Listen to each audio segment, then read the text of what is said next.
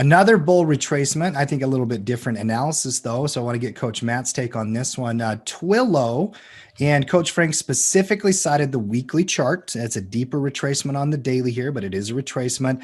He likes how the weekly chart is testing the 9 EMA on that chart and the retracement in general. Matt, what do you think of TWLO here?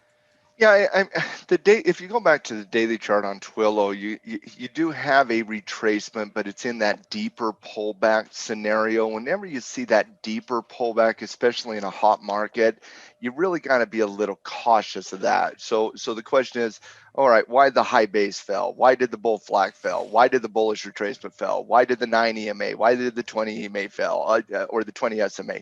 You see a lot of downward movement in price in a hot market. Those support levels hold, and so you do have to have a little concern on the daily chart regarding this downward movement in price.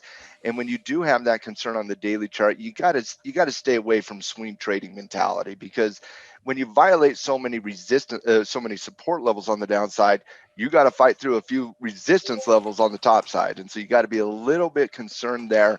And so whenever you see that, if you still like it, you got to switch it out to the weekly chart here. And on the weekly chart, you do have this as the beginning point of a bull flag. But quite frankly, from a position perspective, I would like to see it come down a little bit deeper, quite frankly. I think it's tough on a swing trade on the daily chart. I think you need a little bit more time on the weekly chart for Twillo. So I think we're early on Twillo. I see what Frank's saying. I definitely see what Frank's saying. I just think we're a little bit earlier. You take a different stock in that space, maybe not Twillo, but a stock I'm looking at from a retracement perspective. Take a look at CLDR from a retracement perspective.